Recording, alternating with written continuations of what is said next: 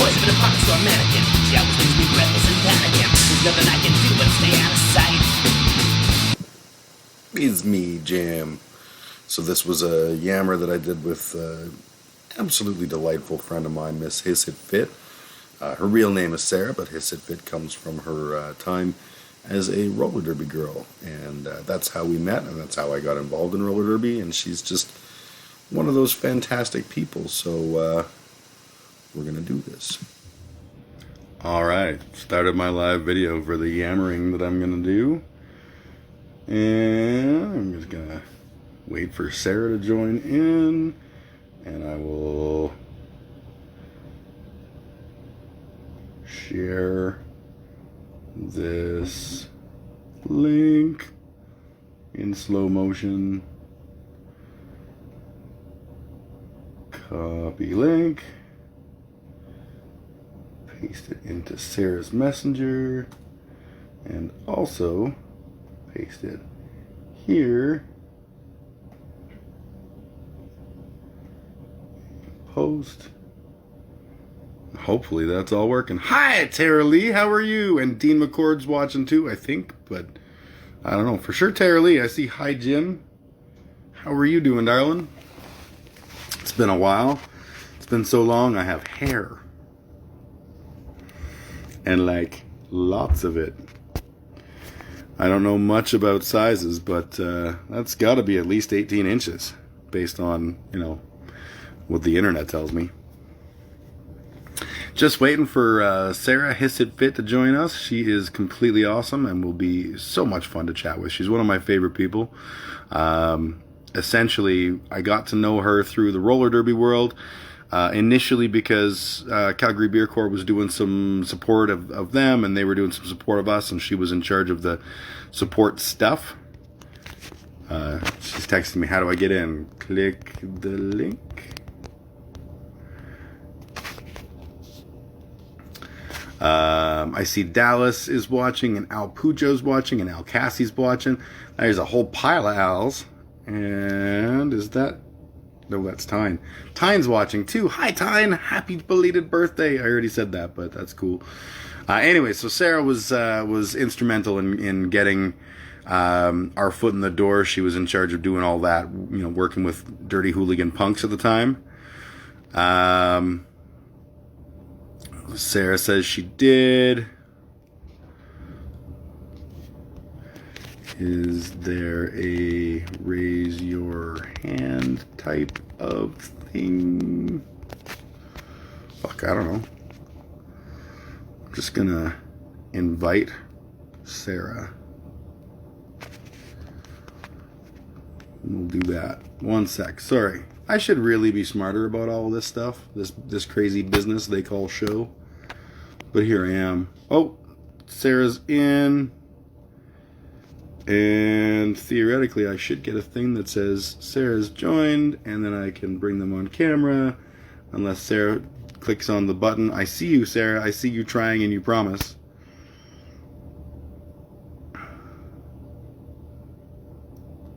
That's funny. There was like a flash button, but clearly my basement is already flashy enough. Trying to see if I can figure out how to do.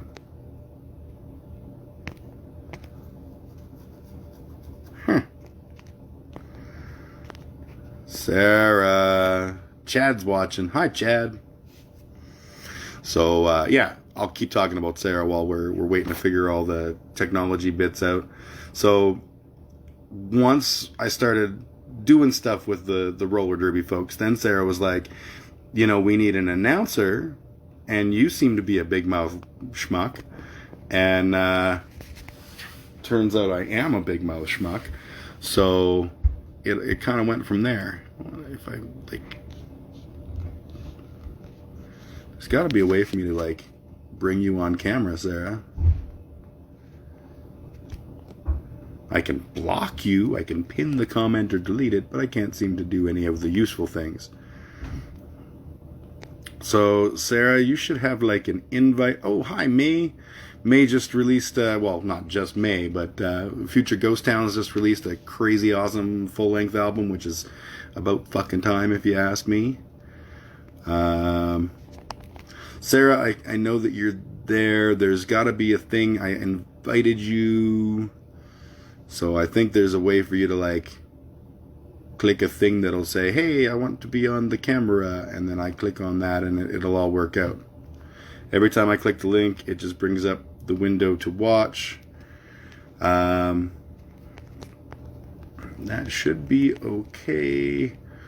When you're in, is there a link thing for requesting to come on camera? We'll see. It's weird because sometimes like I see the bring them on camera and sometimes I don't. So I don't know if like it's because I'm terrible at life. So Sarah's saying no. I sent you an invite. Also, did you click that? I'm still figuring out all the technical whatchamacallits.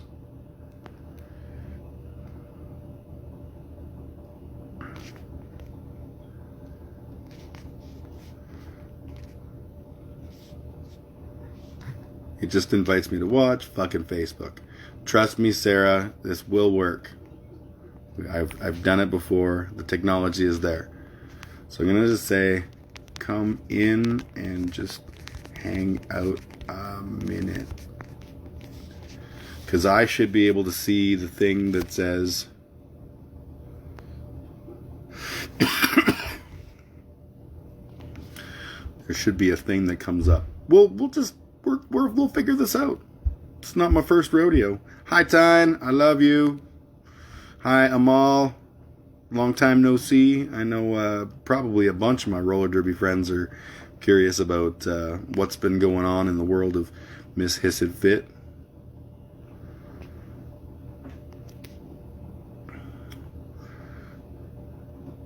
Sarah, if you're there, can you like click all there is to click? I'm a doctor, not a magician. Or I'm not a doctor or a magician. All right, let's hang out here for a second because it still hasn't figured out that you're here. And once it figures that out, I usually can click a thing on my own end. But we'll see. We'll just give it a second. Trust me. Trust the system. Maybe throw like a like or a heart or something, Sarah. Maybe that'll like fool it into realizing you're a human being who has thoughts and feelings on the matter. Oh, I see that brings it. Oh, I'm adding. It'll just be a second because it's adding. My lady love. Oh, and then she disappeared. And it's adding you again.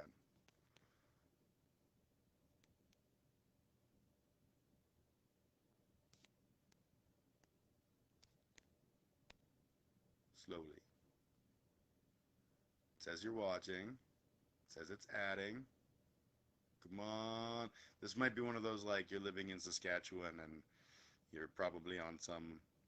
Have to use your phone, not your laptop. Oh, okay. We'll wait. It's cool. So Sarah was the reason that I got into roller derby announcing, which was remarkably fun, and just became one of my favorite humans. We used to get her to do all of the envelopes for the Beer Corps Awards. She was just a phenomenal human being all around, and she'll be with us in a second. She's just switching from phone to her phone from her laptop because there were challenges. I don't know. Facebook Live is neat. I see Paul's watching. Hello, Paul.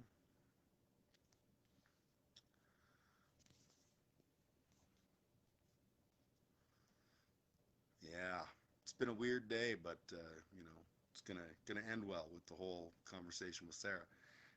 I haven't seen Sarah in a very long time because she moved to Regina or Saskatoon or somewhere in the middle of fucking where tumbleweeds blow all year round. Her phone feels like rebooting. Of course it does. Of course. You know why? Because the internet is like, no, no, no, no. Give Jim a chance to talk. No, that's not true. But Sarah is just like one of the all-time great human beings in the world. Pam's watching. Pam Puyo. Pam and I work together, but Pam is also, once upon a time, known by the illustrious name of Non-Stick Pam. Pam was a roller derby celebrity in her own right, and she is awesome. So it's really cool actually to work with Pam, because it turns out she's not just a killer on the skating rink. She's also a killer in the world of cybersecurity, which is the nerdiest thing I will say all day, probably. No guarantees. How's it going, Hissett? Is the phone coming?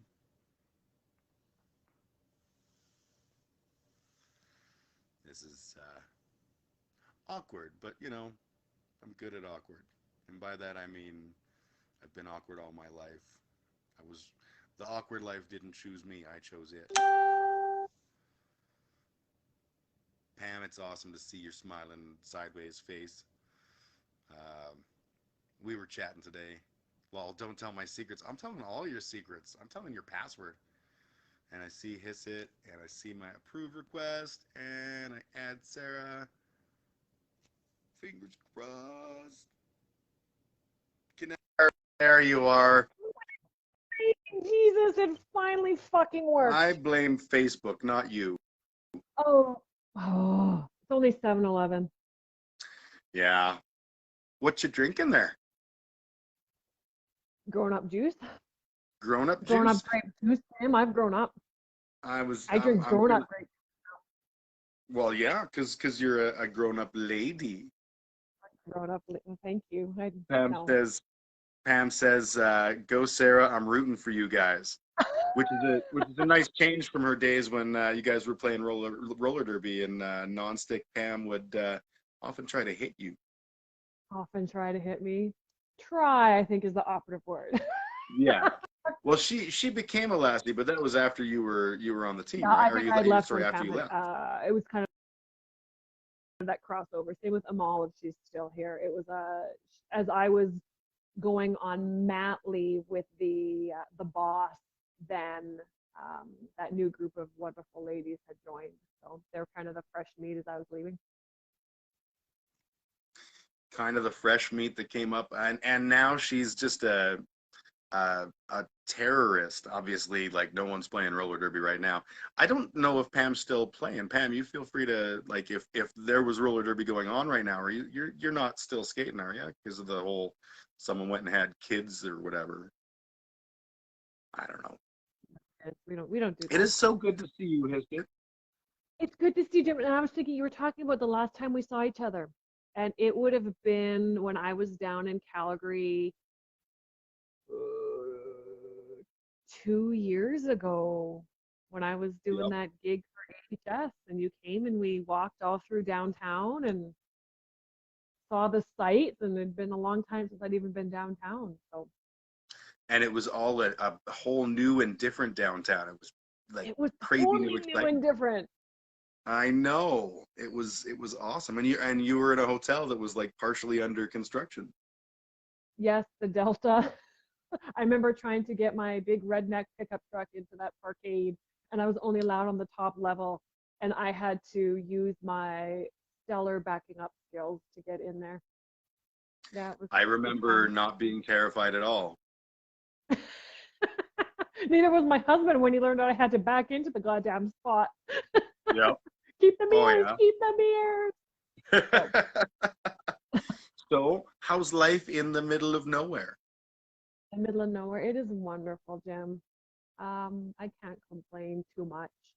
The girls love it. We love it. It's quiet. We have I think it's 7.4 acres of wonderful homeland, right? So that sounds absolutely lovely. It is. I've got my backyard chickens. They I can't eat their products right now, but I can eat them when they go to freezer camp. Oh, okay, I okay. do that now too. Who would have thought, right, Jim? Like, It's the whole thing of like becoming a grown up and having little children, and then you have to be like, instead of being all like, yeah, we're going to murder these chickens and eat their carcasses, you'd be like, guess what, kids? Freezer camp day. and they haven't partaken yet, but they do watch the beheading, which I can't handle that. So I can do everything around that realm.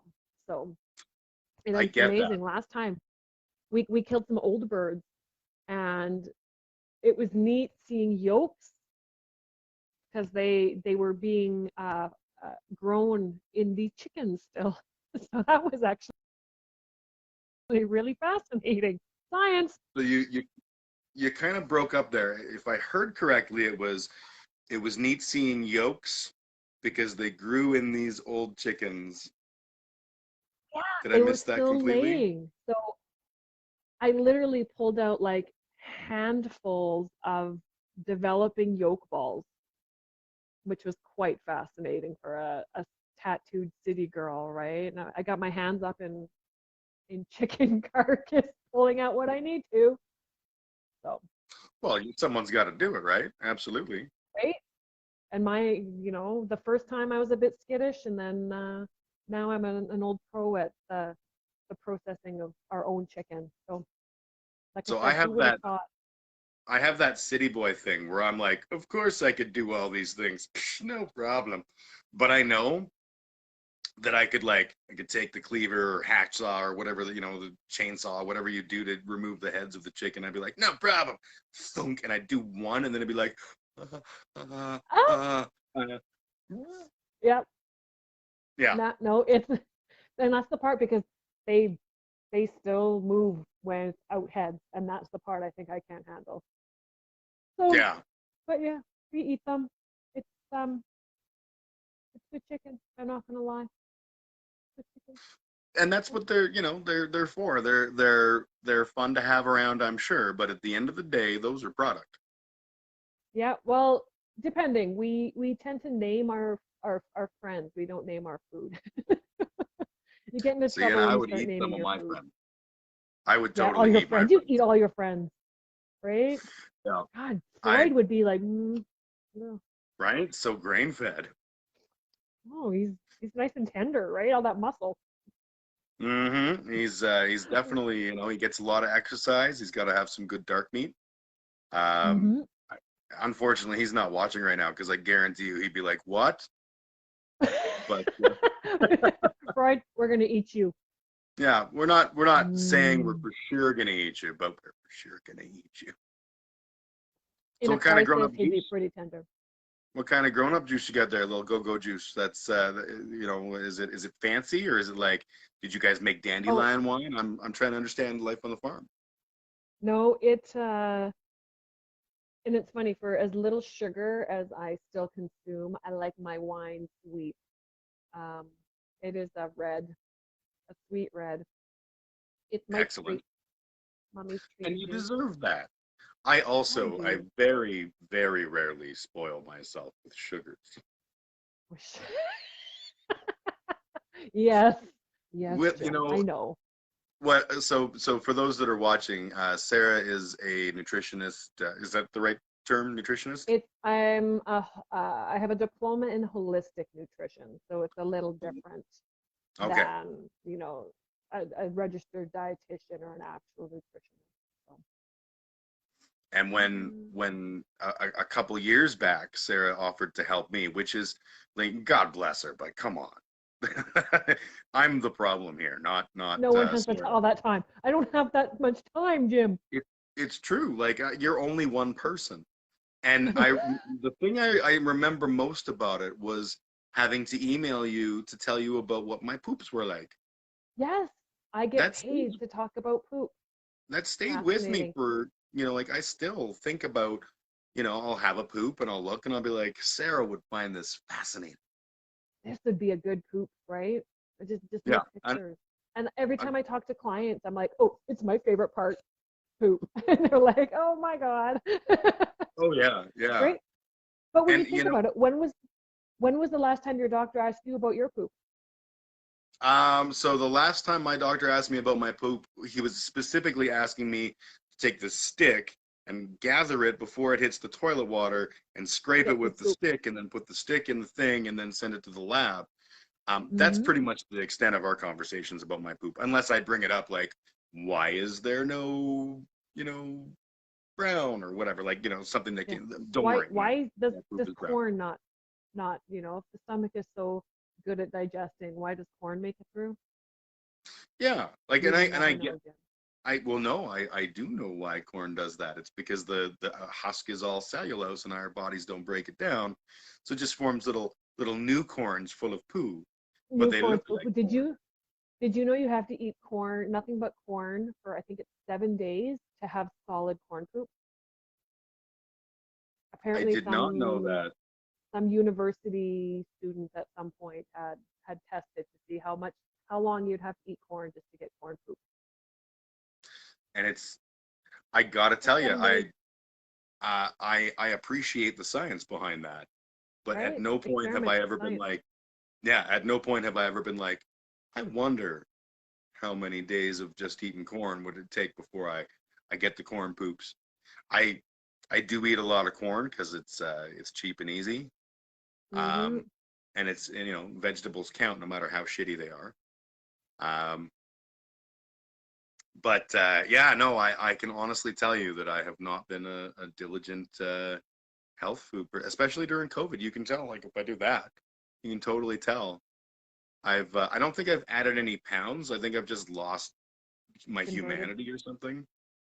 Um, But because I we do what we definitely, have to do, right? and what we have to do involves a lot of more drinking. I don't have any drinks down here with me tonight because I've already had several today. Um, I got, oh, Jim, you see, dirty I got a devil. new shirt, death metal sing along. Uh, I miss Reno you so from, much, Jim. isn't that beautiful? Reno from my band Bodies of Ever has popped by my house with a couple of beers and a Christmas present T-shirt. So, thus my having already appropriately lubricated. And I figured if I had any more beer, because I don't go out and drink during the whole COVID craziness, if I had more Mm. beers, then I'd be like, so Sarah, do you Well, really like poop? but that just Which, brings us back to our younger days. Like, because I was thinking mm, about it, Jim. How long have we known each other? oh, we So have known it each other like it was 13 the years. mob, yeah, it was the mob CBC Awards. Yep. We knew each other we met each other in the lead up to that because Yeah. we wanted to cross pollinate some beer core and some roller derby. And I Hmm. remember the day that we first met, and you dropped trow Yeah, probably. with you had this massive bruise on your leg, and Mark and I were like, "Yes, we'd like to talk to you about doing some cross promotion. It seems like a very physical sport." You're like, "This is how physical it is. Look at this bruise, this giant bruise on your leg." And we're like, did she just drop her pants? I like this girl, but I'm scared. See, and the first time I met Mark, Mark and his dad were actually my first fangirls, I'll call them.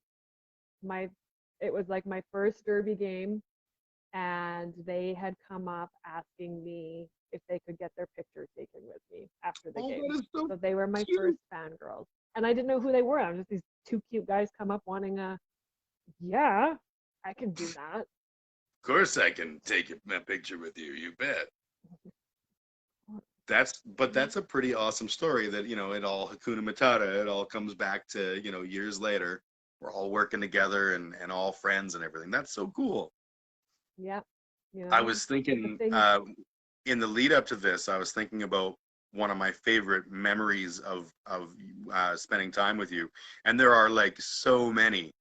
But one of my favorites was when we went up to Innisfail Hmm. for At the the zoo. Dayglow show, and I got to say that I slept with two roller derby girls because we It was literally so slept. fucking cold. It was so cold. Yeah, It was like the only room that was warm was the one, the common area or whatever. And you and it was Betty to Rumble, right? It was Betty, yep. Yeah, the two of you had gone to bed and you came out and you like scanned the room and you're like, Jim's not a rapist. Come here, you. You're big and fat and probably generate heat and you're going to cuddle with us, but not, don't get any crazy. And I was like, I have no idea. Nothing's And gonna yeah, pass out here. yeah, it was entirely wonderful. Just to from a very selfish perspective, to be like, I'm the safe person, that they were like, we can do this and not have to be like establishing ground rules and what is appropriate and what's, because I was just like, let's sleep. But you guys have always been my safe place, This is true because we, right? And I we're not. think you're the safe place for a lot of women. I Right? hope so. I see, a lot of the times guys will share those memes that are like, if you're safe for women, you share this meme and they'll know that they can come up to you. And I'm like, that seems like something that a rapist would share. That's Like, like, I remember our first roller derby thing at the tattoo convention. A guy comes up and he's like, I'm not a rapist or anything. We're like, if you had to pre-qualify your introduction with that statement, you have yeah, planted the seed. yeah, you've Hmm, actually just done yourself the disservice here, sir. exactly. But yeah, Yeah. no, like you guys have always been, I always was safe coming out by myself because I've been married as long as I've known you guys, and I've Yep. always been safe coming out with you guys Mm-hmm. in 100%. any environment, right? I remember, St. Mike always coming and, making sure everything was okay or butting in when someone was getting in my bubble. Yeah. And the Right? funny thing is, like, you're not a jerky person who, like, scowly faces or whatever, but I always had the ability to read when you're like, okay, fella, Uh-huh. enough's enough, and I'd like swoop in and be like, okay, how you guys doing? Right on, Sarah, can I steal you for a second? Exactly, right? You could, and I'd like I be said, tailored. I've said it before at award shows that I only hope that my daughters find a family like you guys have been, Well, I hope so right? too. The boss and the VP are I love seeing the pictures of them. They're just so good, doggone cute. They're like the perfect blending of the two of you into just two fantastic children. And it's And cool that my they're little, learning how to murder how animals. to, take care of yourself. Can't depend on anyone else. Absolutely. Okay, it's on my list too on teaching them how a toilet works because that's very important. Life skills, right? I never realized how important toilets were until I watched those Kingsman movies and figured out that, like, if they flood my bedroom ever, I just have to go to my bedroom toilet and I can breathe for forever. I don't really necessarily understand the practicality or the science, but movies The never science. are wrong, right? They never lie because they tell you not to trust tattooed people. That is what movies have taught me. It's true. It's true. Except for those, like, nowadays, now it's the tattooed people are there's so many of us that it's cool to have tattoos so that people can be all like tattooed and still be the good guy in a movie. But that's still new. We're yeah, we're still bad guys. Yeah. Yeah, deep down in our I'm bitter heart. and again I kept on going back thinking, okay, what are some of my memories with Jim? And I wanted to open up with, every now and then people like to hear something from us nice and easy, Jim. But you see, we never ever do nothing nice and easy. Yes, the We Tina like to do Turner it and nice Ike and rough. Turner. We sang the shit out of that. Yeah, Um, those yeah, those and were I some of my I best memories. I so agree. Those were great times. I don't know if like now the world is it's not that the world is different. It's that my view of the world is different. And I'm like, now I think about it and I'm like, is it okay for me to sing Ike Turner now? And I think it is because Ike was a monster. So, if anything, I'm culturally appropriating monsterism. But like those are the strange things. But I love that song. I love the combination of the two parts, the male voice at that super low, and then The Tina's super voice over low. top. And we were awesome at that. We kicked We some were, ass. right? Like, I cannot hear It's Groove is in the Heart with if that's Taco, Oh yeah, totally, right? totally. And Like, and I can't I was uh gonna say for Afternoon Delight, Philly. No, it wasn't mhm, Afternoon Delight. and What no, song am I thinking of? I can't even think of what song it was now. But yeah, like Philly had there was we all had like trademark songs. Oh, Mark Russell's on. He says hi Sarah, there's hi my Jim, first hi Mark fangirl. Russell. My first She fangirl. she told the story about how you were her first fangirl. Poor You and Mark. your dad, Mr. The actual Mr. Russell. Yes, senior. And Mark, I remember Mark bringing us up on karaoke night, and we all sang Tracy Chapman Fast Car. Ah, great So song. that is always in my head. Um, Bobby McGee, me and Bobby McGee was Jizzy. Yep. You were definitely rubber biscuit. Rubber Biscuit. You know what? Because no one knows that song until I sing it. And then they're like, well, that song's permanently ruined. I can only, and I'm like, it's probably not going to hurt you much. Like, what are you walking down the street and Rubber Biscuit comes on? Probably not. And you're like, oh, flashback. Yes. I've actually guilty pleasure. I have gone and found it for memories, but it's not the same without you, right? Is Not it the same. is it fast enough to drive us out of here? Ooh, Mark's pulling the Tracy Chapman quotes out. And then every time I hear it, it's like delight, groove is in the heart. That is Taco.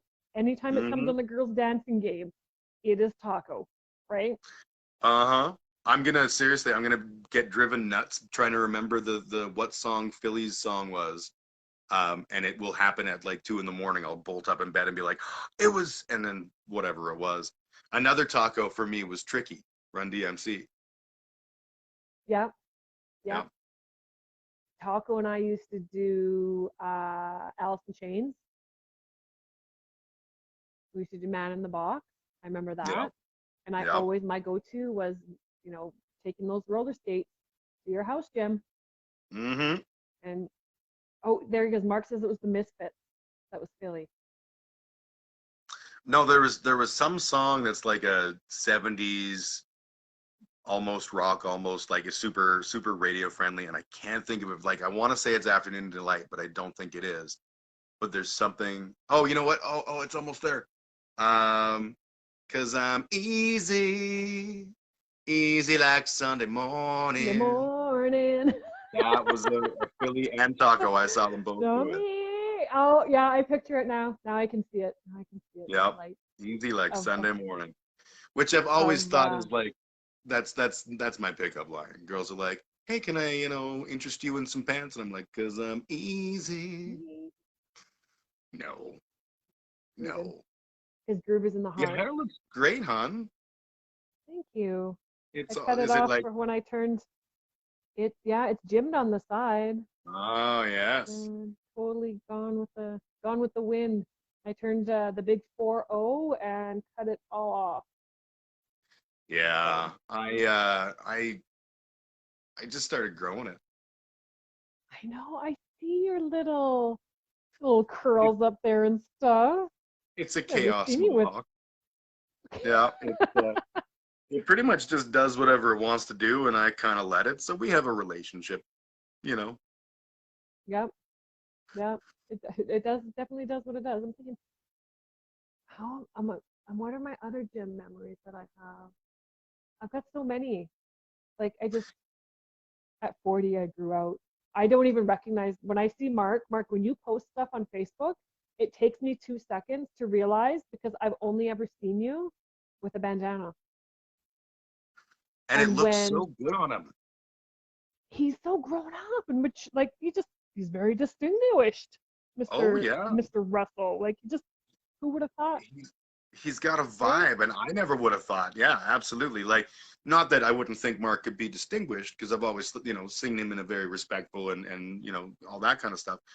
But um, just to age so gracefully, like I haven't aged. I'm sure that one day I'm gonna wake up and just overnight, I'm gonna like my face will droop, and this will be like stupid white. Mark has a distinguished forehead, yes.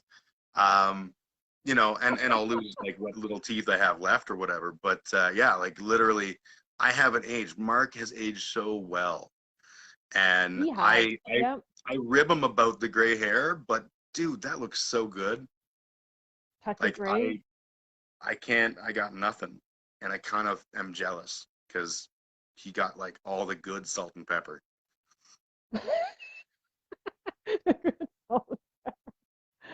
Oh, wow. Like, so do you guys, I know you and Mark, of course I see Mark on the Facebook all the time. How is everybody else? I chat with Freud every now and then because I'm trying to help him boost his business. Yep. So, how's everyone else? How is Taco and Saint Michael and I Jizzy? I don't know. I know Jizzy moved to BEI. So she's living Really? out there. Yep, she's living on the island. And I'm Wow. pretty sure that that means that she's got her, an accent now, and she's probably spitting on things. Mm-hmm. Um, and Taco and Katie, from what I see, are doing great. Mark probably knows a lot better than I do, but because they're on the whole other side of the city from me now. Mm-hmm. But they seem to be. Uh, Mark says we don't age. You don't age, Sarah. I look like the same person, just with more lines. Yeah, I've got Uh, more lines. I've noticed those lately. yeah, I definitely got like the cool layers of crow's feet here. It's like a whole, it's like a murder feat. But yeah, so I Murder. haven't seen, the last time I saw Katie and Taco would have been I think Hobbs's funeral. Um, yeah, I can't think of seeing them after that. So that's probably the most recent, which is over a year ago. Obviously the COVID year, fuck Well, you, the COVID. COVID. Yeah, Um, the best sideburns in Calgary moved to Nova Scotia, Mr. Elort yep. Elorps is in the Scotia. in the Scotia. Um, I think we actually just missed each other. oh We yeah. moved out after we were out there. Yeah. So Were you out there visiting or? yeah, we decided to. My brother moved out the same time we moved here. He moved out that spring.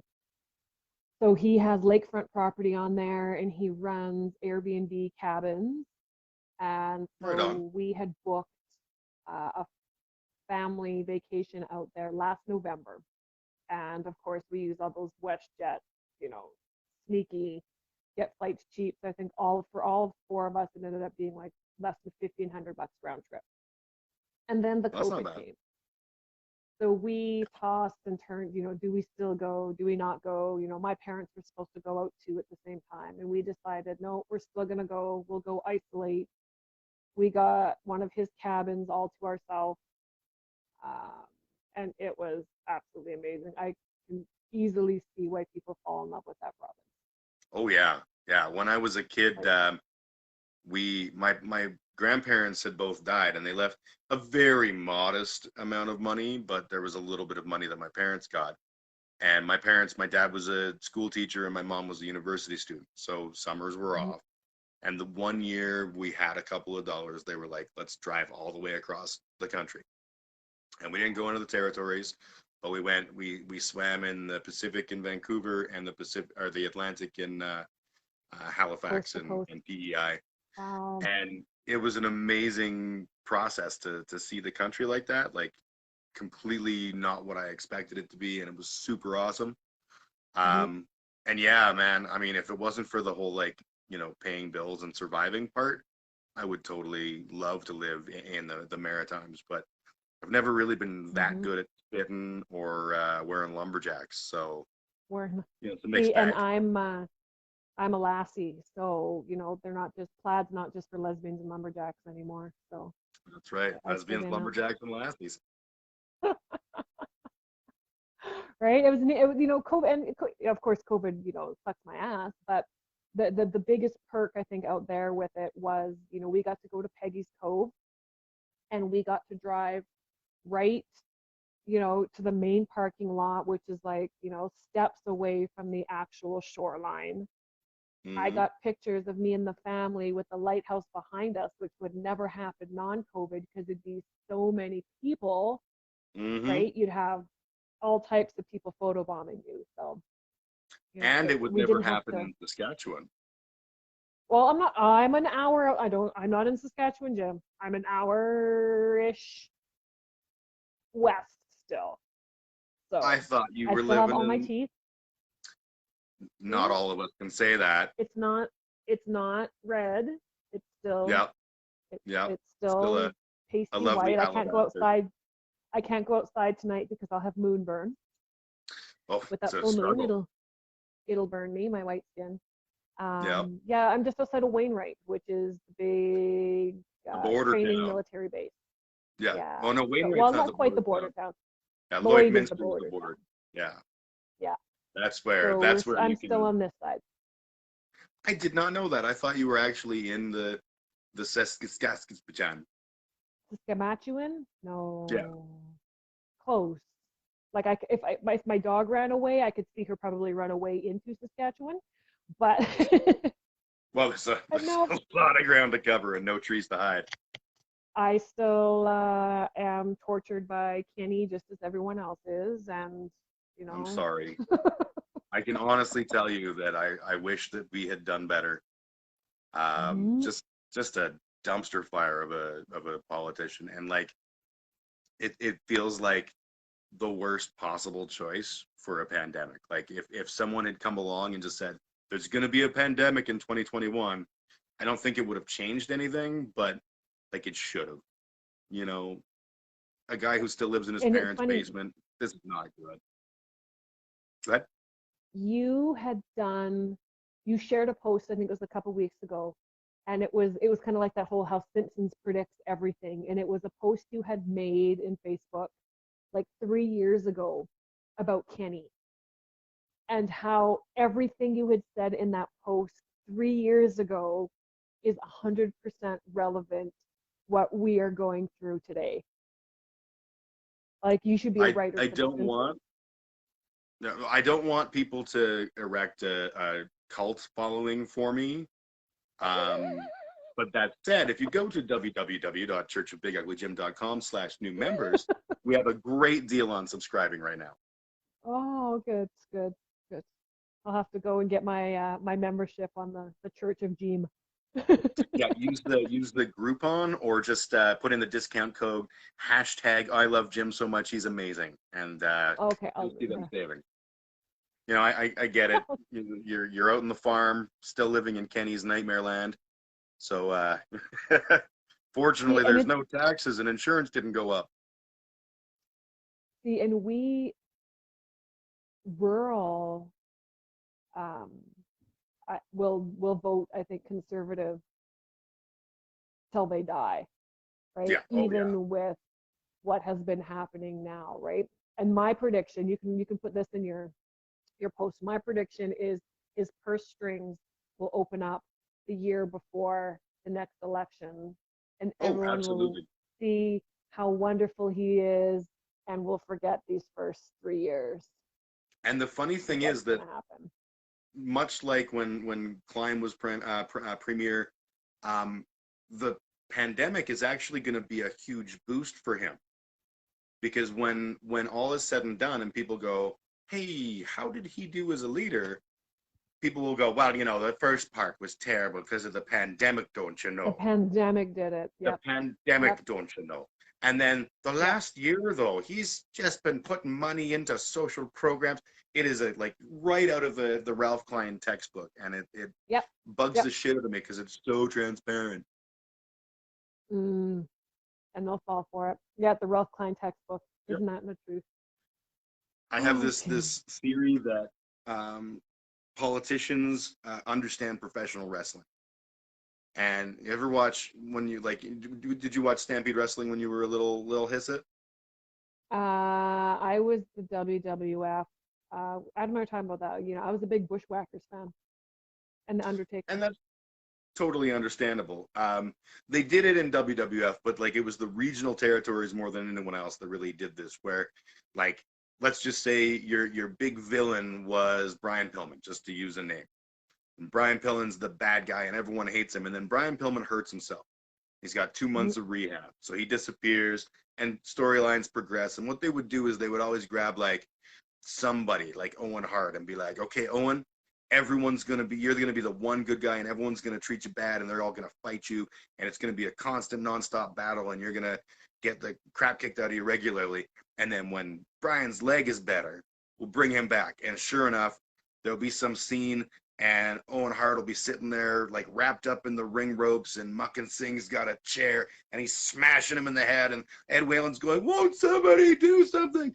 And all of a sudden, Brian Pillman comes flying out of the back, and you're like, "Wait a minute, isn't he a bad guy?"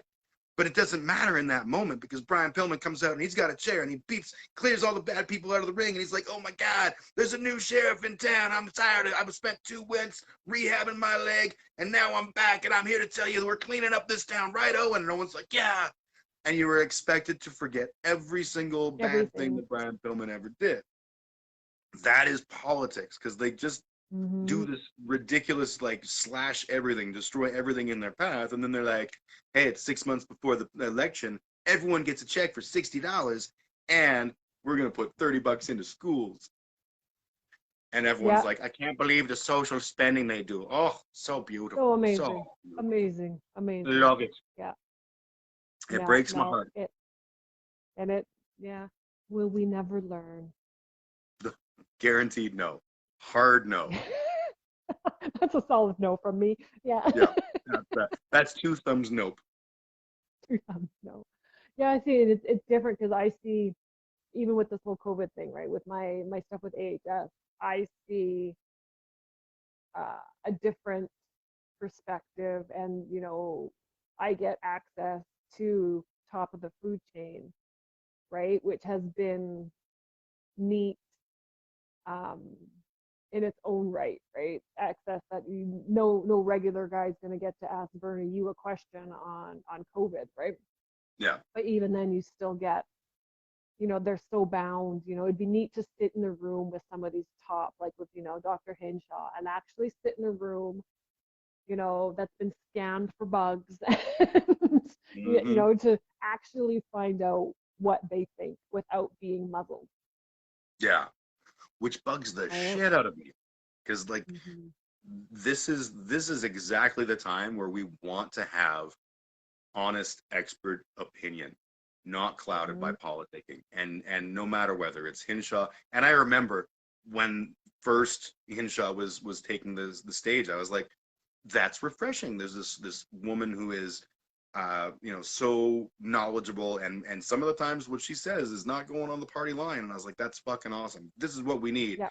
And then like a week later, she's like, "It turns out that the UCP have the best possible strategy. You should all lick your friend's face mask." Oh no! I grew this just for COVID. It's like, just for COVID. God damn it! Oh man. It is what it is, right? How have you found stuff in the cities? Obviously out here, I think we're like 21 cases in our entire MD, which spans however 1,000 square kilometers, right? 10,000 people. So how do you see, how does it affect you in, you know, Metropolis? Here in the big smoke of Calgary, it's unfortunately, for me, it affects me a lot. You know, I've got kids. I worry about their health. I've got people that I care about that have compromised immune systems. You know, like I'm a fucking tank, and you could put COVID in a bullet and shoot me, and I'm probably going to be okay. But you know, I'm not everybody, and so I've been really trying very hard to not be stupid and to make the smart decisions and encourage my kids to do smart things and stuff. And but Calgary is such a redneck cousin fucking town that this like crazy anti-mask movement has popped up, and they're dead certain that there's going to be a microchip and the vaccines, and like it's this twisted conspiracy world. And I'm watching people not give a fuck, and it literally just stops my jaw. Like, how do you do that? Like, if I'm wrong and I'm living in fear of a great big liberal media lie, like, fine, okay, then I made the mistake of caring about everyone around me and doing my best. Like, I'll live with that. And I don't care. that's where I've struggled is, and I've tried to have the conversations with these people that have said, oh, it's just a big conspiracy, it's the Great Reset, or it's this big conspiracy. And I've tried to have that calm, because that's what I do now. I'm actually, trying to keep this Yep. square head level and ask, okay, explain to me the thinking behind this, right? That suddenly, for the first time in the history of the entire, civilization, every single world leader has agreed on something, Yeah. right? And no one is letting the cat out of the bag.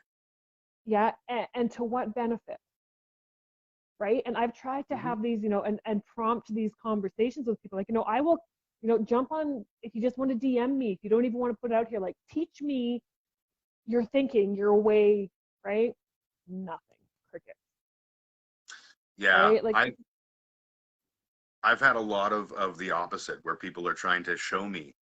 And the problem there is scientific literacy, right? Where, like, I am by no means a scientist, and I am not the guy who can tell you, well, the p-score on this statistical analysis is clearly off, so therefore your findings are questionable at best. yeah, But I have the enough scientific literacy to be able to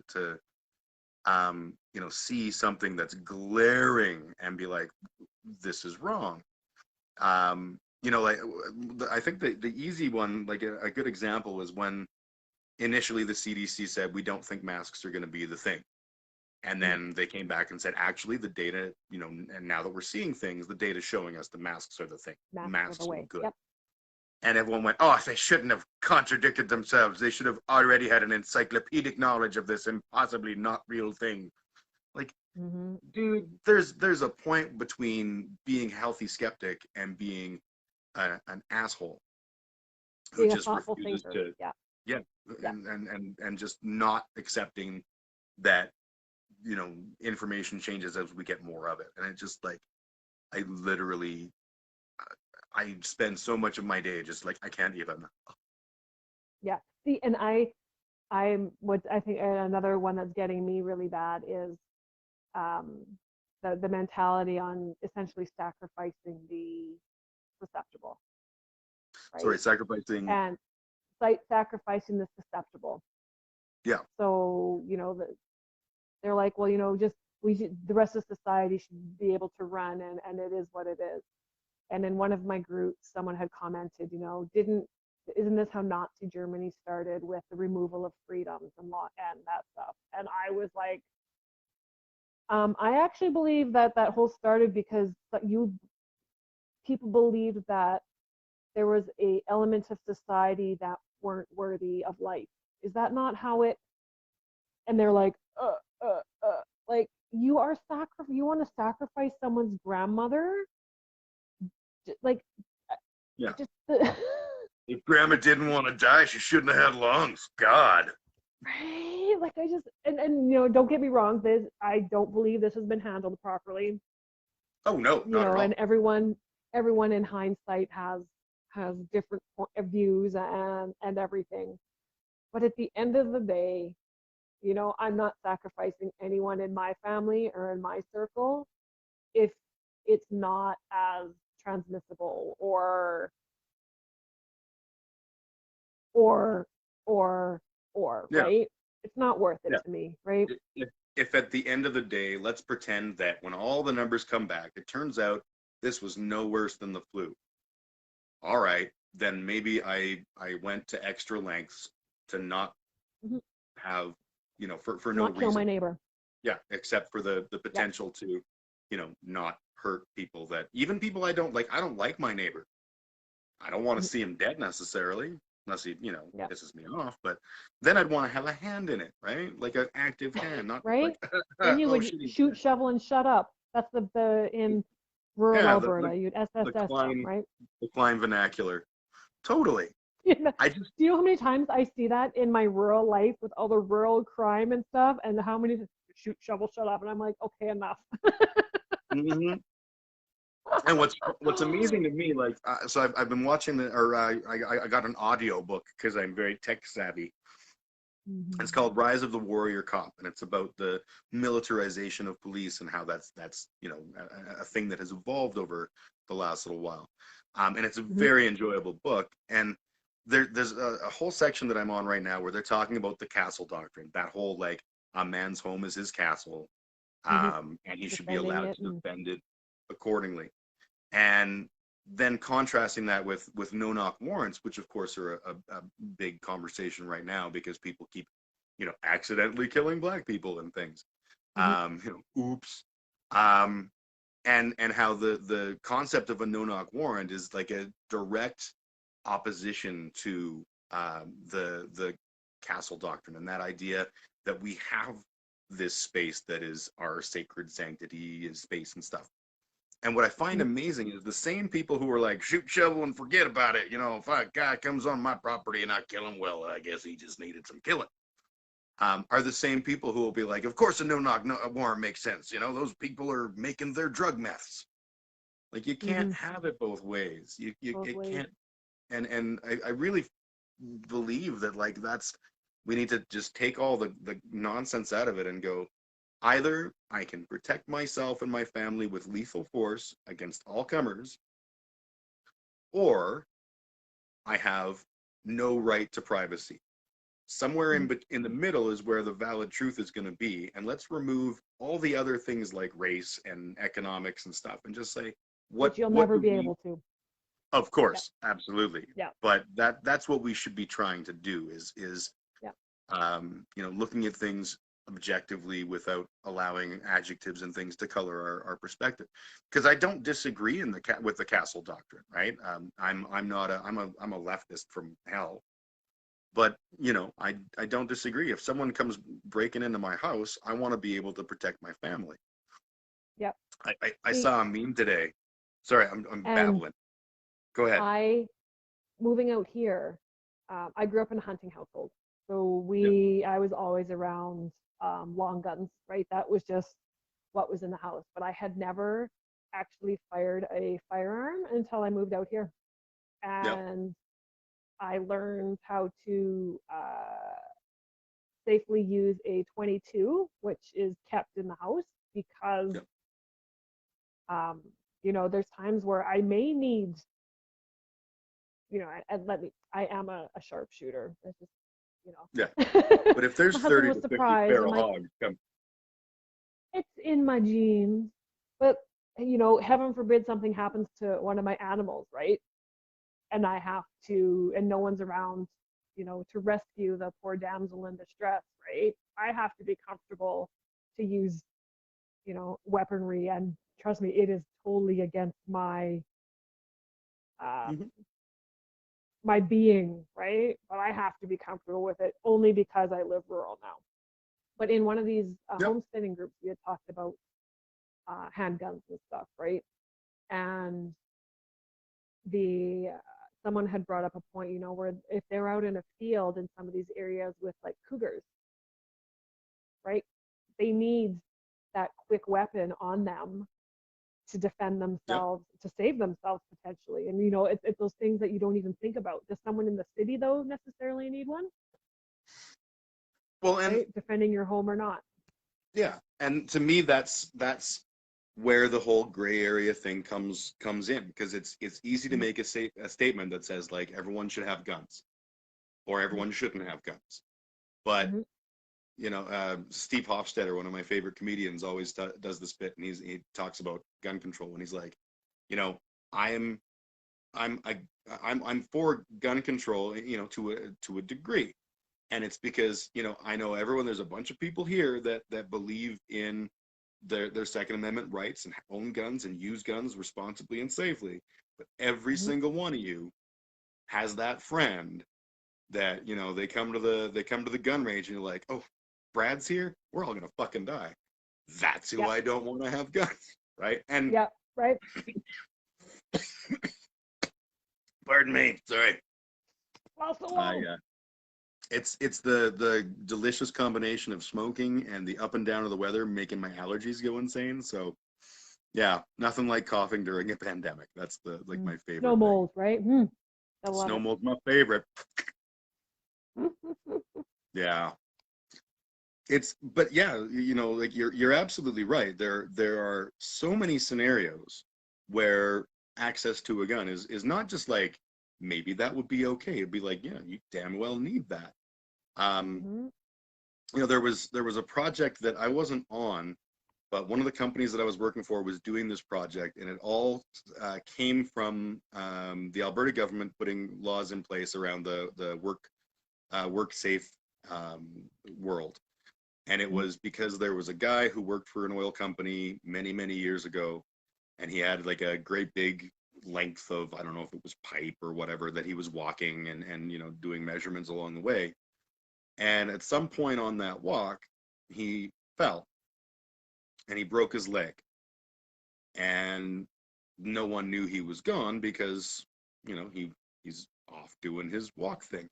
So it wasn't until the end of Mhm. shift when they found out that he was missing because he didn't show up. So Mhm. they gave it a few more hours in case he was lost or whatever. And eventually, okay, it's clear he's not here. They dispatched, people to search for him. But he's got like this massive multi-hectare space that he would, be on somewhere along the line. And it Mhm. took them many hours to find him. And by that point, he had bled to death. And Right. conceptually, bleeding to death from a broken leg in this world that we live in just is wrong. Yeah. And I don't give the government credibility whenever they come up with these things, because how many people died before that they were like, yeah, that's the guys that doing business, throw some more bodies in the fire. But Mhm. in this particular instance, somebody said, like, this is not okay, what are we doing? And they passed legislation that said, like, this scenario cannot happen.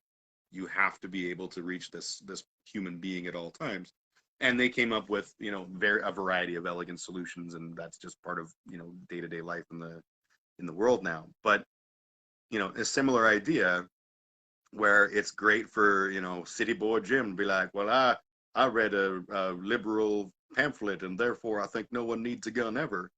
And then yeah, you're going out, you're hanging out with your kids, and maybe you don't need a bazooka, but if a mountain Mhm. lion comes, having a 22 is probably not the worst thing that's ever happened. Yeah. um yeah, no, I'm Yep. with you on that. He's Sorry, I creeping at yammered my a bunch. door. I gotta watch. My he's not watching. My crazy neighbor, right? He's my backup husband. He's ex-military. He actually did a tour in Afghanistan. Oh wow. And yeah, he like I said, he's my backup. Like when Adam's not here, I'm like, Carol, I need you. And he Hmm. comes running, right? Like Right on. he's the type of neighbor that you're glad that you have, because he has no problems putting him, it was last summer, and from his acreage, from his farm, he had heard someone down here shooting. So he comes and to investigate, and so he comes to investigate. He's like, "Okay, I'll let you know what I find." So 5 minutes goes by, nothing. So I text him like, "What's up?" Nothing. I call him, it goes to voicemail, and now I'm panicking. Like, what Hmm. the fuck? Like, where are you? So finally, I get a hold of him, and he's like, "What? Were you a little worried?" I'm like, "You're a fucking asshole." Turns out, yeah, I You're out fucking was. investigating people shooting around my house, and then you don't answer me. Like, what am I supposed to think? I'm a Hmm. mom, damn it. Yep. Right? And he just laughed. It was the neighbors shooting in the dugout, and Yep. they totally forgot. They totally forgot that there was an acreage here on this corner. Yeah. Right? Who Like, how knew? convenient. Yeah. And it's It's, that you type know, of like, it's a huge world, and I can't possibly keep track of where every single acreage is. right? Because you just grew up down. So, but no, just part of being country life. Like this year for Halloween, the neighbor lady, we went out with her and her kids to do our first country Halloween because we always just we go into town. And let me tell you, these country folk and their Halloween, like remember as a kid, you'd get that odd house that would have like full size chocolate bars Yep. or like an actual can of pop, and it was like, right? You're telling Oh, yeah. all your friends that you came up to, you gotta go to that one. That is Mm-hmm. every house in the country. Like one house, the girls came out with big freezer Ziploc bag full of junk. And Nice. you know me, Jim. I think we hit up like 12 houses and they got the same haul from like 2 hours in Mm-hmm. town, door to door, right? They didn't get little chocolate bars. It was all, Oh, I'm that like, sounds just that country life. fantastic. And the one house had popcorn balls and they could actually eat them, Jim, because we're Yeah. in the country and we knew who made them, Yep. right? Like, when's the last time you were able to eat something a neighbor, that you picked up Oh, in the totally. And you know what's funny? Like, there's never actually been a documented, like the when people have Halloween poisoned, yeah, yeah, tampering? when they Yeah. poison Halloween candy, it's always been like, "Ah, that bitch Muriel, I'm gonna poison her Halloween candy." It's Hmm. it's like an intentional act, and Yep. yet we totally. I remember like going trick or treating, and some guy gave me a thing of sweethearts, and it was like open. Yep. And I mean, I'm like 15 years old, and I'm like, that's going in the garbage. Like, I'm not even gonna. Yep. Mom and Dad, is this okay for me to put in my mouth? Fuck no, I don't want to get your Don't like you put it in your mouth? Rohypnol sweethearts. Yeah, right. Yep. Changed my life, those kids. It's but that must be a nice thing Safety. about, and I think it's like security through obscurity, right? Because the country has got to have crazy people, right? Just the same as the Hmm. city does. So I don't know that you're more safe. I think that you feel more safe, and I don't It, think you're wrong. it's different in that you tend to know more people. You know your neighbors, right? So like we went to 12 houses and they were all 12 houses where my neighbor knew who lived there, Yeah, right? So it was kind of like showing me around too. Like I've lived here for 3 years and I know, you know, three of the neighbors, yeah, right? So it's that comfort too, right? And to get out here, we recognize when a vehicle is patrolling that doesn't belong, right? Never seen that yeah. one before, and you Hmm. have that network of, neighbors, Yeah, or, something happened and you can let your network know, which is such a difference. When I lived in Airdrie, I knew the people directly on each side and that was it, yeah, right?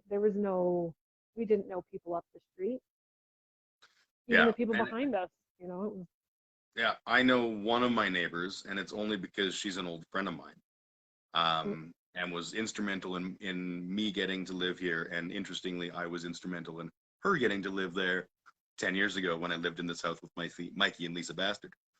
But so are you back near state? yeah, I'm in the same house. That same house? I'm in the Bullshit. house of punk rock. Yeah. When Wow. yeah, so I was living at the beer core house, and then Yeah. Abby, my eldest daughter, she turned 18 and she wanted to come live with me, and I was like, well, Yeah. absolutely, that's awesome. And then through sort of weird happenstance, my eldest son Seth Hmm. was suddenly needing to come live with me, Hmm. and so I sort of took him in. There was a lot of friction at the house at the time with his brother and sister that were still there. Hmm. So I took him in, and that meant that like he and I were sharing a room at the beer core house, and I was like, this will not last. So I started house hunting, and I mentioned to Kelly. I don't know if you remember Kelly Archibald. You'd probably know where to see her. Honestly, I would be done. Maybe if I saw it. I'm horrible with names. Yeah. Who are you So again? it's me, Hissett Fit Oh, from yes, the roller Team. derby.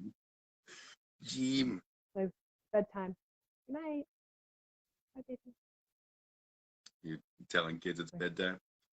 Bedtime. Kim Ford. I believe you know Kim Ford, don't you? Yeah, because she's Mikey's sister, right? Mikey's sister, and Grandsister. yeah, and yeah, you. I believe when you were doing the roller derby out in Crossfield, Kim In was Airdrie, involved. yeah. So that just She yeah, was. or Airdrie, yeah. And that was that connection. Yeah, you know Mikey. Yes, Hmm. that's Mikey. Mikey actually just sent me a really creepy uh he was the one that had shown me the Willy Bum Bum video. Ah, yes, Willy Willy Bum Bum Bum. Bum, Willy Bum Bum, Willy Bum Yeah, Bum Bum Bum Bum Bum. Enough about my Willy. And he just sent yep. me another one, a penis one. You should look for it on my timeline on Facebook. That's what me and I Mikey will. do. We I send will those back and forth to each definitely other. keep my eyes out. 'Cause the Willy Bum Bum song is still one of the ones that I'll play sporadically. Like my kids will be doing stuff and they'll be focused on something and not needing to be distracted, and I'll be like, silly old Willy. Enough of it. Gotta put a plum in my bum because the plum tastes numb. See, and you got to be careful playing that because my girls will sing it, and I'm like, okay, this is a song we sing at home and not at school. Yes, yes, because they're at that age, right?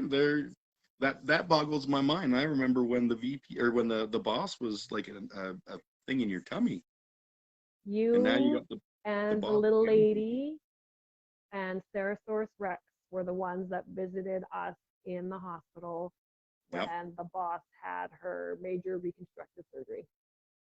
I was thinking about that the other day, and how it was so amazing to me because of like all that the boss went through, Mm-hmm. and all of the things. Like in my mind, it's like, okay, something's wrong, there is a pill, and if the pill is not the Mm-hmm. solution, then I Then don't know what? what to tell you. Yep. You know what I mean? And there were so many uh, amazing interventions that came along and now you look at the boss and you're like, you never had a problem, did you? You look at you, wonderful. Right. See, and she just turned 9. Mm-hmm. So she is in the 5th grade. She skipped grade 1 when we moved out here. Yep. Uh, she takes after her dad in her blindness. So she's been wearing contacts now for over a year, Mm-hmm. and like she's got a very strong prescription. Like you put her glasses on, and you are like you can't see. And yeah, we what is it? 3 weeks ago, she had to get braces. So she's a very Yep. expensive child between her conception. Mm-hmm. Um, so my little IVF babies between her conception and then well her surgery didn't cost us anything other than you know Yeah. stress. But worth Um, every penny because she's so wonderful. Worth every penny, and it was cute because when we went in for the braces, they do like the crazy panoramic X-rays and stuff, right? And they showed us the X-ray of her skull, and you could still see she's got a bit of a cup on the back Mm-hmm. still, where it didn't compress um, as much. And I'm like, oh, I want to see what it looks like from the top because they took Mm-hmm. out like 3/4 of an inch of her skull on the top. I'm like, I want to see what that suture looks like Yes. now, right? Like that would be neat to see how she's grown into that. But she's and petite. She's my and small what a cool little idea, like growing into your own like skull, like like, and I mean right. every human does, because Yep. the whole soft spot and everything, but Yep. like the things that she went through and everything, I could see that being absolutely fascinating to It check would be out. neat because like your skull is like a puzzle, right? Where it's all like Hmm. it's not like perfect pieces. It fits together. Whereas hers is gonna I can only assume is gonna have like a straight crease essentially Yeah, where the plates would have grown back together, right? I don't know, one of those that's things. Maybe one day we will see. I always, I joke. I'm like, I wish I would have asked for a piece of her skull because that would have been pretty cool too. I don't think they can do that as much as I Give you a totally piece. get that, and if it was Wouldn't me, that I'd be be like, cool?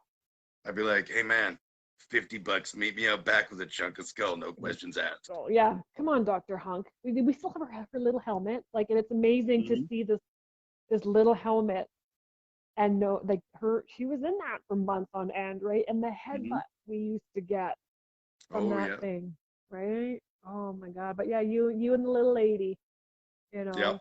coming into the children's hospital to give I your thoughts and prayers. No. I absolutely. I guarantee you that if I don't wish you the most spectacular Christmas and New Year's from Karina, that she would kill me. Oh So I'm yeah. So passing that how along. is she doing? She's gone through some stuff, but she's doing all right. Um, Okay. she had really bad vertigo. I think we've probably talked about this at some point, but it may I know not. she had the vertigo and the perimenopause was hitting her early. Yeah, and that Yeah. was she a couple of years late. I think about 3 years ago now. She had the partial hysterectomy, and Oh, okay. that has made her life infinitely better. But yeah, she went through some real Really? hell, and she's still, like she's got dangerously low blood pressure is the root cause, and so it's still a sort of ongoing battle to make sure that she's getting lots of salt and all the things that everyone's like, oh, you don't want to have that in your diet. She's like, yes, I fucking do. But Oh, see, she's in everyone needs. general See, doing. everyone needs salt. I'm actually reading Oh, a I book right I now on agree. salt, on how salt has Absolutely. been demonized and it's really sugar that is causing all these. But as I digress, read into that. But you know what? But Yeah. you're not wrong. Like I remember when cholesterol was the demon, and Mhm. everyone's like, oh, I want my children to have a no cholesterol diet. And I was like, are you fucking kidding me? Like, cholesterol is the building Mhm. block of both testosterone and estrogen. And if you don't have Mhm. cholesterol, like, that's It's going so to, important. Your body will make it. yeah, Yeah. but at a cost, right? Yeah. And like, don't fuck around, people. Like, we needs to be smart enough. And this is where we always fail. Like people who go, I don't have any sugar. You're like, well, you do. You're just careful about what sugars you have and how they're Mhm. delivered, right? Like it Mhm. is very different to drink a Coca-Cola versus to eat an apple. No one will ever Oh argue God. the two things, But right? people still try and argue that a calorie is a calorie no matter where you get it. Yeah. And that Right. is absolutely true in the sense that they both have the same name and therefore Right. all I guess gyms are yeah, the you're same. right. But you take Yeah. a look at things that have been demonized. Salt's been demonized, and it's not the demon. Yep. Fat has been Yep. demonized, and it's definitely not the demon. Right? Yet, Yep. I think it's finally starting to switch with people maybe understanding that sugar is the demon, but not knowing how to manage it. Yeah. And to Right? to look at it and approach it and say, so we know that there is a definite downside to sugar. I should be conscious of how much sugar and what kinds of sugars Mm-hmm. I'm exposing myself to. Mm-hmm. But balancing that with, like, you have a degree or diploma or whatever it is in related topics, so I would trust your opinion a lot more than I'd be like, oh, sugar, that's the white thing, I just won't eat anything white now. Like Mm-hmm. that's just dumb. I And let me tell you, like, see. I just had red wine. You think there was no sugar in that, right? Like Yeah. it's right. Or Uh, any number of food products um mm-hmm. that are perfectly good for you and are necessary for, like, I don't know if you could survive without sugar because your body needs it to Well, create no, energy. you can because you need to think about your body needs. There's proteins, right? Essential proteins. There's essential fats that your body can't make for itself. There's no such thing as an essential carbohydrate. So your body can survive on no carbohydrates. Will it thrive? Maybe. You're going to be different than what I am, Yeah. right? You need to eat differently than what I need to eat. And, Lara and Kim here need to eat differently too, right? There's Yeah. no such thing as a blanket, right? Like, God, don't give me potatoes because I won't poop for 3 days. right? Where you may be okay with potatoes. Yep, I'm And, 100% potatoes okay with aren't always potatoes. bad. Yep. But we get into, that individual thing, but, fat is demonized, salt is demonized, and it's, such a switch. I actually had just read, reading labels, right? Teaching people how to read labels is one of my big things, but mandatory food labeling only came into effect in 2004, right? Yep. So where could we possibly have learned how to read a food label? Right? Oh, see, Laura, she's not okay with potatoes. Yeah, they do not agree. Sweet potatoes, I'm okay with. White potatoes, I won't poop for days. But I know that. How many people will eat the food that makes them sick and just, I'll take a pill for that. Right? I guarantee you that. Yeah, I guarantee you that. Yeah. Like I'm lactose intolerant, and in all the most enjoyable of ways. And I don't drink milk. I don't, like cheese does not bother me at all. Yogurt, I don't generally do, but if I have it in cooking, it doesn't seem to bother me. But actually, like a glass of milk will ruin me. Ice cream ruin me. But will I eat ice cream? Absolutely. Yeah, because then you'll I'm an suffer idiot. for it. Oh yes, and my children will suffer for it because it's not just me that pays. It's And chemical I kind of warfare. enjoy that. We call that a win-win. That's a win-win in my book. Yeah, absolutely. My stomach hurt, but the little bastards. But it's also like, you're reading labels and food and healthy eating, and we're in such a problem in society because the healthier the food is, the more expensive it is. Right? You can feed an entire family on processed junk food for $80 a week, where on healthy, nutritious food, there's no way.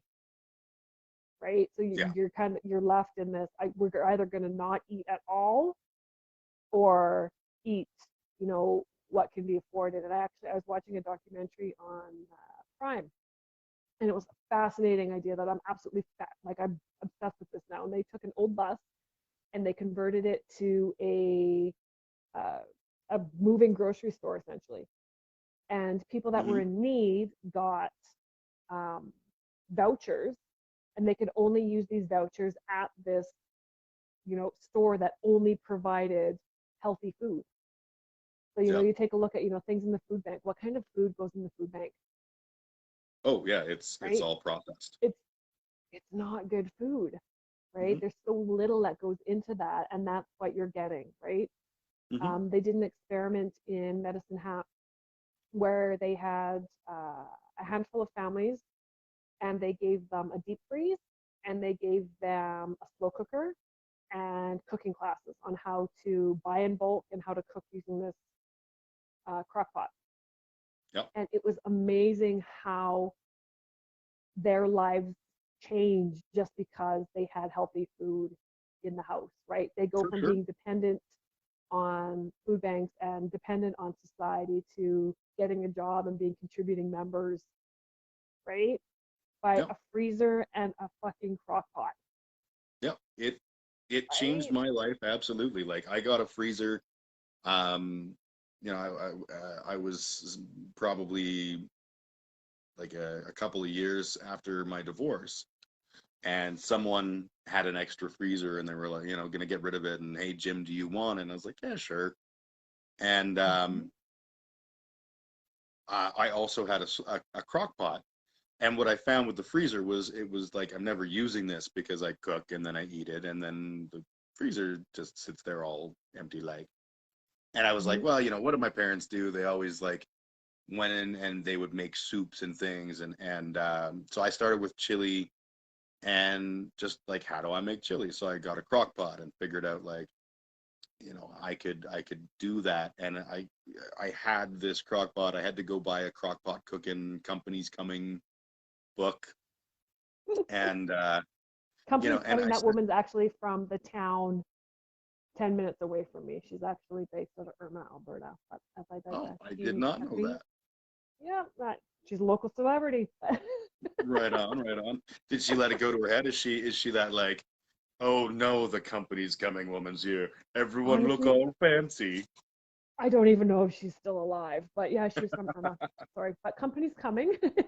Crockpot, go on. I'm Yeah. interested. So yeah, so I made myself, chili out of the, approximately one of the recipes from the cookbook, Yep. and having it on hand. Initially, I would like just, okay, well, I guess I'm eating chili for the next 6 days. And then Mhm. I was like, well, that seems dumb. I've got this deep freeze. That's the whole purpose of this. I'll get a pen and Freeze write them. on it like Yeah. what it was and put it in the Mhm. in the deep freeze. And then I started being smarter about like, well, I'm making a pretty decent dinner. What if I increase the amount of food that I'm making because I'm just cooking for me? So what if it's like I cook enough for my dinner and a lunch and one other meal, and then Freeze it. I've got it. And I Yeah. don't have to do that all the time, but slowly that deep freeze starts to pay off. And this is when I Mhm. was at my absolute poorest. The idea of going and buying like a large amount of meat or whatever, like that's just, it was impossible. Where Mhm. I'm at today, I've got, I am able to do a little bit more of that, and I have, options in my deep freezer for meals and things. But I also still do that thing where whatever I'm cooking, I'll try and make sure I've got leftovers that can go in the freezer. I make my own soups out of bones. I make my own all kinds of stuff, Eh. and it totally like it is a massive economic benefit to me. Like, if I can make, Mhm. I was showing my Karina's son Alex. I was showing him how to make soup out of the bones one day because he was curious, and I was like, I Mhm. get that this all seems really impossible and magical, but like we're gonna just do this together. It's really easy. And we Yep. made the Just soup, and I wait was till you like, see the with jiggle. veggies and yeah, and I was like with veggies, Yep. with the fact I bought like pork hocks for the soup stock. Mhm. I was like, veggies, pork hocks, spices, various things that, whatever I ended putting in there. I was like, our total outlay is maybe $15. Yep. And this is going to be 10 meals, which works Mhm. out to $1.50 a meal. Like, Yep. you're a fool not to do this, especially when you're a young kid living on your own, which, by the way, Alex is living on his Mhm. own. He is, No, I he's think not he's old just enough. about to He's turn not old enough. He's 21, still 12. right? I think he's about to turn 21 or 22. I Oh can't my. keep track because numbers are hard. But he's a little man. He has Oh my like a God. job that pays his bills and things. It's fucking awesome. But that Yeah, skill is so important, right? Like my girls are gonna go out into this world knowing how to feed themselves, right? yeah, Like it's absolutely. and it's starting with those little things, like you say with the freezer. Like I can't remember the last time I paid full price for meat. I do not Mhm. buy meat unless it's on sale or it's got that discount sticker on it, right? Because Yep, when I buy it, like I total haul one day, it was like 3/4 pound ground beef, $2 full price. yep. And then they had like a 30% off sticker because they were going the next day. And I was like, right? It's just being smart about Mm-hmm. the stuff. But if you think if you didn't have a freezer, what's it gonna do, right? That the one in the Yeah, fridge only holds so much. And yeah, crock pot, and teaching people how to cook and how you know I think a lot of people that come to me, like cooking healthy always seems like such a it's complicated, right? Like you said, something like a bone broth is so simple to make, right? You yep, go to you can buy cheapest bones, right? Like you cook that chicken and you keep the bones, right? You keep it in the freezer and you have enough, you make a broth out of it. And that's gonna last yep. you, add more water, you're good. Oh, totally. And I think people Yep, people struggle on how easy it can be and doing things like you said, you cook it once, eat it twice, right? It's just as easy for you yep, to cook two sweet potatoes as it is one sweet potato. So fucking throw another one in there, right? You yeah, can use it for breakfast. You can do, yep. so And many and for things. me, like if I was making like a stir fry or something, with rice, well, Nothing of that is difficult to just add a little bit extra to when you're making it. Exactly. As long as you've Yep. got a place to put it and a plan for it, because there's nothing worse than going through your freezer and being like, oh, there's some soup I made 4 years ago. But I still have wedding cake.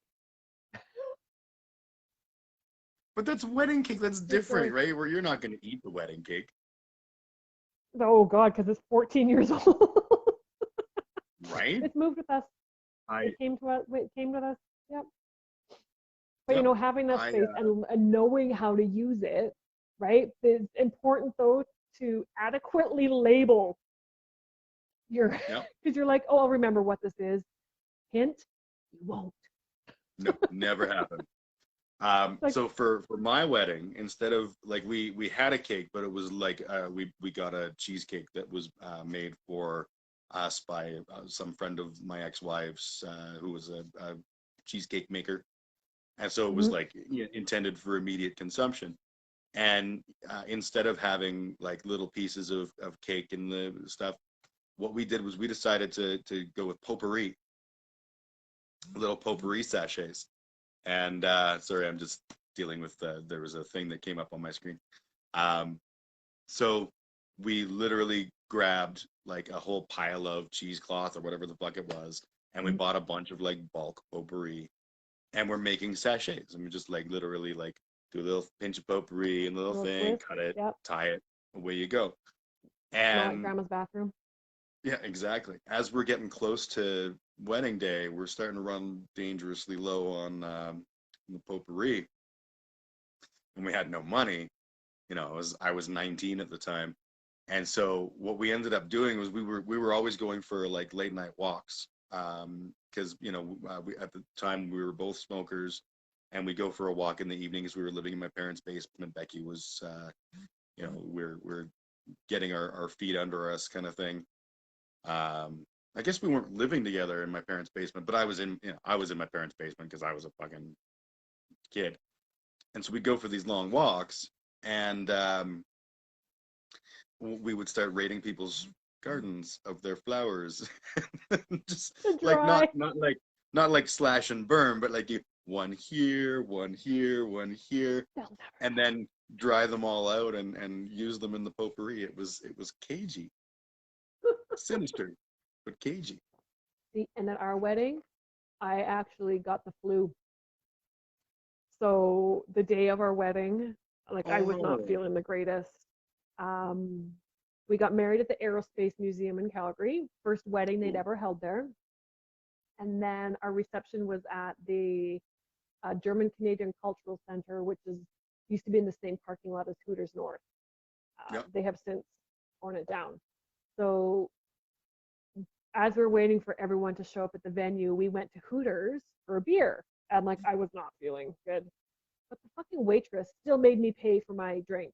Like I'm in my full wedding dress. Like we're at the wedding party and we had to pay for our, like we don't just do this to get free drinks. Yeah, that's So, kind of a dick move. right? So we went over. I remember I didn't even finish one drink at the reception. I don't remember eating the dinner. I think I had my first Hissett Fit on my wedding night. All I wanted to do was get out of my dress and go to sleep. And we forgot to Yep. cut the cake. So the next day, the gift opening was at my parents' place, and they were living in Sundre. So Yep. friends of mine who were in from Salmon Arm were going to bring the cake to the gift opening. We were going to have it there. Well, they asked, and so Sundre, you had to go up to 22X, and the receptionist Mm-hmm. at the hotel told them to go out to 22.